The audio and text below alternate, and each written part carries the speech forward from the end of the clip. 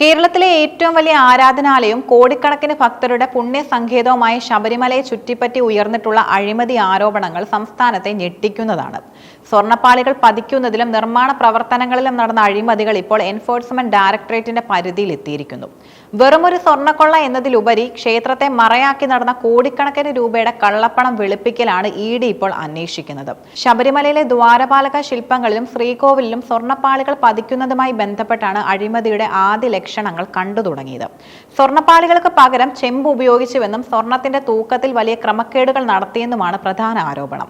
2019 നടന്ന നിർമ്മാണ പ്രവർത്തനങ്ങളിൽ മുരാരി ബാബു എന്ന വ്യക്തി സ്വർണത്തിന് പകരം ചെമ്പെന്ന് രേഖപ്പെടുത്തിയത് വലിയ വിവാദമായിരുന്നു. പിന്നീട് പ്രത്യേക അന്വേഷണ സംഘം നടത്തിയ പരിശോധനയിൽ വൻതോതിലുള്ള കൃത്രിമങ്ങൾ നടന്നതായി കണ്ടെത്തി. SIT ക്രിമിനൽ കുറ്റങ്ങൾ അന്വേഷിക്കുമ്പോൾ തന്നെ ഇതിന് പിന്നിലെ സാമ്പത്തിക സ്രോതസ്സുകൾ കണ്ടെത്താനാണ് ഇ ഡി രംഗത്തിറങ്ങിയത്. ഓപ്പറേഷൻ ഗോൾഡൻ ഷാഡോ എന്ന് പേരിട്ടിരിക്കുന്ന ഈ ദൗത്യം കേരളം, തമിഴ്നാട്, കർണാടക എന്നീ 3 സംസ്ഥാനങ്ങളിലായി വ്യാപിച്ചു കിടക്കുന്നു. 21 കേന്ദ്രങ്ങളിലാണ് ഒരേ സമയം റെയ്ഡ് നടന്നത്. തിരുവിതാംകൂർ ദേവസ്വം ബോർഡിന്റെ ആസ്ഥാനത്തും മുൻ ഭരണസമിതി അംഗങ്ങളുടെ വീടുകളിലും നടന്ന പരിശോധനകൾ സൂചിപ്പിക്കുന്നത് അഴിമതിയുടെ വേരുകൾ ഭരണതലത്തിൽ എത്രത്തോളം ആഴത്തിലാണെന്നാണ്. ഇ ഡി രജിസ്റ്റർ ചെയ്ത ECIR പ്രകാരം 15-ലധികം പേർ പ്രതിപട്ടികയിലുണ്ട്. കേസിലെ 1-ാം പ്രതി ഉണ്ണികൃഷ്ണൻ പോറ്റിയുടെ സാമ്പത്തിക ഇടപാടുകളും ബിനാമി ബന്ധങ്ങളും ഇ ഡി നിരീക്ഷിക്കുന്നു. നിർമ്മാണ പ്രവർത്തനങ്ങളുടെ ചുമതലയുണ്ടായിരുന്ന ഇദ്ദേഹത്തിന്റെ ആഡംബര ജീവിതവും കോടിക്കണക്കിന് രൂപ മുടക്കി നിർമ്മിച്ച വീടും അന്വേഷണ പരിധിയിലാണ്. A. പത്മകുമാർ, N. വാസു എന്നിവർ ഭരണത്തിലിരുന്ന കാലത്തെ തീരുമാനങ്ങൾ ഇ ഡി വിശദമായി പരിശോധിക്കുന്നുണ്ട്. മുൻ ദേവസ്വം മന്ത്രി കടകംപള്ളി സുരേന്ദ്രൻ ഉൾപ്പെടെയുള്ളവർ അന്വേഷണ പരിധിയിൽ വരുമെന്ന സൂചനകൾ രാഷ്ട്രീയ കേന്ദ്രങ്ങളെ ആശങ്കയിലാക്കുന്നു. ശബരിമലയിലെ ക്രമക്കേടുകൾ കേവലം സ്വർണത്തിൽ മാത്രം ഒതുങ്ങുന്നതല്ലെന്ന് ഇ ഡി ചൂണ്ടിക്കാട്ടുന്നു. പ്രധാനമായും 3 രീതികളിലൂടെ കള്ളപ്പണം വെളുപ്പിച്ചതായാണ് സംശയിക്കുന്നത്. ക്ഷേത്രത്തിലെ വിവിധ പദ്ധതികൾക്കായി സ്പോൺസർമാരെ കണ്ടെത്തുന്ന പ്രക്രിയയിൽ വൻ ക്രമക്കേടുകൾ നടന്നു. യഥാർത്ഥത്തിൽ ചിലവഴിച്ച തുകയേക്കാൾ വലിയ തുക രേഖകളിൽ കാണിക്കുകയും ബാക്കി തുക കള്ളപ്പണമായി കൈമാറുകയും ചെയ്തു. ഭക്തർ നൽകുന്ന സ്വർണവും പണവും കൃത്യമായി കണക്കിൽപ്പെടുത്താതെ സ്വകാര്യ ആവശ്യങ്ങൾക്കായി മാറ്റിയെന്ന ആരോപണമുണ്ട്. ചെന്നൈയിലെ സ്മാർട്ട് ക്രിയേഷൻസ്, ബെല്ലാരിയിലെ സ്വർണ്ണ വ്യാപാരികൾ എന്നിവർ വഴി പണം വിദേശത്തേക്കും മറ്റും കടത്തിയതായി ഇ ഡി സംശയിക്കുന്നു. SIT അന്വേഷണം പുരോഗമിക്കവെ ഇ ഡി സമാന്തര അന്വേഷണം നടത്തുന്നത് തെറ്റായ കീഴ്വഴക്കമാണെന്ന് സംസ്ഥാന സർക്കാരും വാദിച്ചിരുന്നു. അന്വേഷണത്തിന്റെ രഹസ്യ സ്വഭാവം നഷ്ടപ്പെടുമെന്നായിരുന്നു സർക്കാരിന്റെ ഭയം. എന്നാൽ കള്ളപ്പണം വെളുപ്പിക്കൽ നിരോധന നിയമപ്രകാരം അന്വേഷണം നടത്താൻ കേന്ദ്ര ഏജൻസികൾക്ക് പൂർണ്ണ അധികാരമുണ്ടെന്ന് കോടതി വ്യക്തമാക്കിയതോടെ സർക്കാരിന്റെ വാദങ്ങൾ തള്ളിപ്പോയി. കൊല്ലം വിജിലൻസ് കോടതി കേസിലെ നിർണായക രേഖകൾ ഇ ഡിക്ക് കൈമാറുകയും ചെയ്തു. ക്ഷേത്രത്തിലെ ആചാരങ്ങളെയും വിശ്വാസങ്ങളെയും മുൻനിർത്തി ഇത്തരം അഴിമതികൾ നടത്തുന്നത് വിശ്വാസികൾക്കിടയിൽ വലിയ പ്രതിഷേധത്തിനും കാരണമായിട്ടുണ്ട്. തന്ത്രി കണ്ഠർ രാജീവരുടെ പേര് പ്രതിപട്ടികയിൽ ഉൾപ്പെട്ടത് ശബരിമല തന്ത്രി കുടുംബത്തെയും ഭക്തരെയും ഒരുപോലെ വേദനിപ്പിച്ചു. എന്നാൽ കുറ്റവാളികൾ ആരായാലും അവർ ശിക്ഷിക്കപ്പെടണമെന്നും ക്ഷേത്രത്തിന്റെ പവിത്രത കാത്തു സൂക്ഷിക്കണമെന്നുമാണ് പൊതുവികാരം. റെയ്ഡുകൾക്ക് ശേഷം പിടിച്ചെടുത്ത ഡിജിറ്റൽ തെളിവുകളുടെയും രേഖകളുടെയും അടിസ്ഥാനത്തിൽ പ്രതികളെ ഇ ഡി ചോദ്യം ചെയ്യും.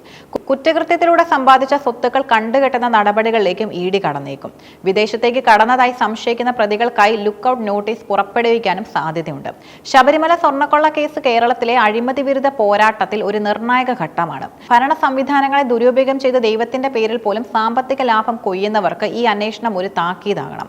കേസ് രാഷ്ട്രീയ വൈരാഗ്യത്തിന്റെ പേരിൽ ഒതുക്കി തീർക്കപ്പെടുമോ അതോ കുറ്റവാളികൾ ശിക്ഷിക്കപ്പെടുമോ എന്നത് വരും ദിവസങ്ങളിൽ ഇ ഡി നടത്തുന്ന നീക്കങ്ങളെ ആശ്രയിച്ചിരിക്കും. ശബരിമലയെ പോലൊരു തീർത്ഥാടന കേന്ദ്രം സുതാര്യമായി ഭരിക്കേണ്ടത് ഓരോ ഭക്തന്റെയും ആവശ്യമാണ്. ഈ അന്വേഷണം ദേവസ്വം ബോർഡിന്റെ പ്രവർത്തനങ്ങളിൽ കൂടുതൽ സുതാര്യത കൊണ്ടുവരുമെന്ന് നമുക്ക് പ്രത്യാശിക്കാം. കേരള സർക്കാരിനെ സംബന്ധിച്ചിടത്തോളം ഈ അന്വേഷണം വലിയൊരു രാഷ്ട്രീയ വെല്ലുവിളിയാണ്. കേന്ദ്ര ഏജൻസികളെ ഉപയോഗിച്ച് സംസ്ഥാന സർക്കാരിനെ അസ്ഥിരപ്പെടുത്താനാണ് BJP ശ്രമിക്കുന്നതെന്നാണ് LDF ഉന്നയിക്കുന്ന പ്രധാന ആരോപണം. നേരത്തെ നടന്ന സ്വർണ്ണക്കടത്ത് അന്വേഷണങ്ങൾ പോലെ ഇത് രാഷ്ട്രീയ ലക്ഷ്യത്തോടെ ഉള്ളതാണെന്ന് അവർ വാദിക്കുന്നു. എന്നാൽ അഴിമതി പുറത്തു കൊണ്ടുവരുന്നതിനെ സർക്കാർ എന്തിനാണ് ഭയക്കുന്നതെന്നാണ് പ്രതിപക്ഷം ചോദിക്കുന്നത്. തിരുവിതാംകൂർ ദേവസ്വം ബോർഡിലെ ഭരണസമിതി അംഗങ്ങൾ പലപ്പോഴും രാഷ്ട്രീയ നോമിനികളാണ്.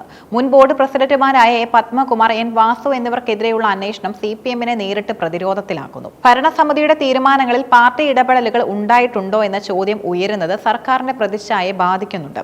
ശബരിമലയുമായി ബന്ധപ്പെട്ട ഏതൊരു വിഷയവും കേരളത്തിൽ വൈകാരികമായി വോട്ട് ബാങ്ക് രാഷ്ട്രീയത്തെ സ്വാധീനിക്കാറുണ്ട്. വിശ്വാസികളെ വഞ്ചിച്ചുവെന്ന് ആരോപിച്ച് BJP-യും കോൺഗ്രസും സർക്കാരിനെതിരെ രംഗത്ത് വരുന്നത് വരാനിരിക്കുന്ന തിരഞ്ഞെടുപ്പുകളെ ലക്ഷ്യം വെച്ചാണ്. ശബരിമലയിലെ പണം പാർട്ടി താൽപര്യങ്ങൾക്കായി ഉപയോഗിച്ചുവെന്ന പ്രചാരണം ഗ്രാമീണ മേഖലകളിൽ വലിയ ചർച്ച ചർച്ചയാകുന്നുമുണ്ട്. മുൻ ദേവസ്വം മന്ത്രിയായ കടകംപള്ളി സുരേന്ദ്രന്റെ പേര് അന്വേഷണ പരിധിയിൽ വന്നത് CPM-നെ സംബന്ധിച്ചിടത്തോളം വലിയ തലവേദനയാണ്. ഉന്നതരായ രാഷ്ട്രീയ നേതാക്കൾ കുടുങ്ങിയാൽ അത് ഭരണകക്ഷിയുടെ അടിത്തറ ഇളക്കാൻ സാധ്യതയുണ്ട്.